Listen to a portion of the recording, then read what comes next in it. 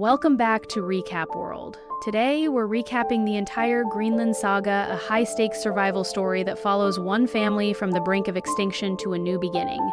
We're covering everything from the first impact of Comet Clarke to the grueling migration across a frozen Europe 5 years later.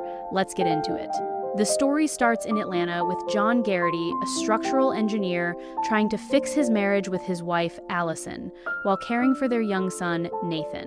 The world is watching Comet Clarke, an interstellar visitor expected to pass safely by Earth.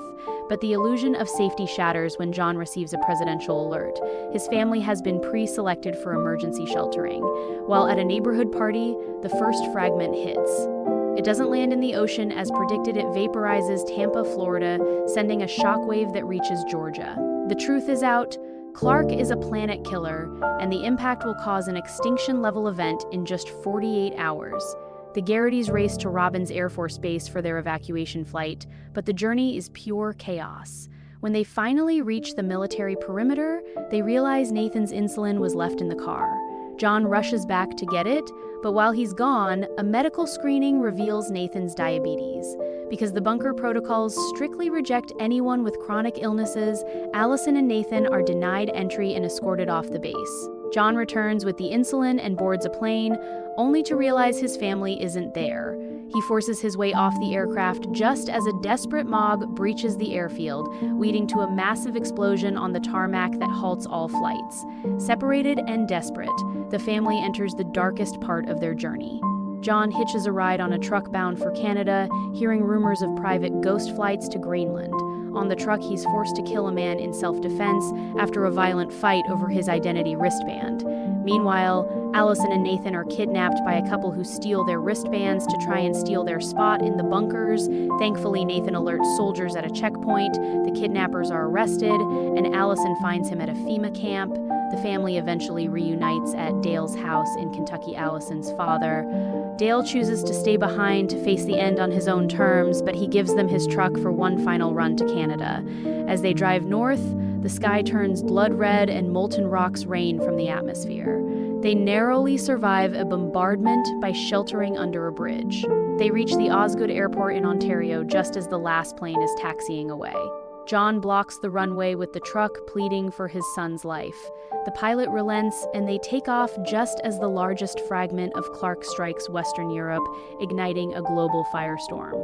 As they reach Greenland, a shockwave from a nearby strike disables the plane, causing it to crash land on the ice. The survivors race to the Thule bunker complex and are rushed inside seconds before the planet killer impact wipes out the surface world. 9 months later, the bunker doors open to an ash-covered planet. Despite the desolation, they see birds in the sky and hear radio signals from other surviving colonies in cities like Sydney and Moscow. Humanity has survived, but the world is changed forever. The story picks up 5 years later in the sequel, Greenland 2, Migration.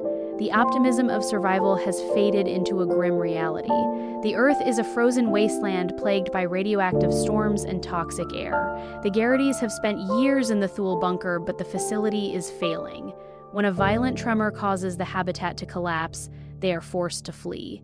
Their only hope is a rumored Eden in the south of France, a massive impact crater, where geothermal heat has supposedly created a pocket of breathable air and sustainable life. The trek across the decimated European continent is even more dangerous than the initial comet strike. The family, with a now teenage Nathan, must navigate the ruins of London and the lawless wasteland beyond. One of the most terrifying moments comes when they have to cross the English Channel, which has been drained and turned into a jagged canyon. They traverse the gap using flimsy rope bridges and rickety ladders, barely surviving the high-altitude winds. On the mainland, they find that humanity hasn't united in the face of disaster. Instead, France has become a landscape of trench warfare, with factions fighting over the few remaining resources. The Garritys are caught in shootouts and deadly cave-ins, watching as many of their fellow travelers are lost along the way. Despite the pitiless conditions, John and Allison push forward, driven by the hope of a home above ground. Finally, they reach the nice crater.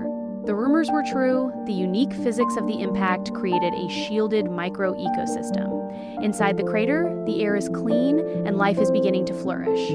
The saga ends with the family entering this new sanctuary, finally finding a place where they can rebuild. It's a story of endurance and the defiant hope that even after the world ends, humanity will find a way to start over. Thank you for watching this full recap of the Greenland saga. If you enjoyed this chronological look at the apocalypse, make sure to hit that like button and subscribe to the channel for more narrative deep dives. Let us know in the comments, what would you do if you received that presidential alert? Don't forget to click the bell icon so you never miss an update. We'll see you in the next one.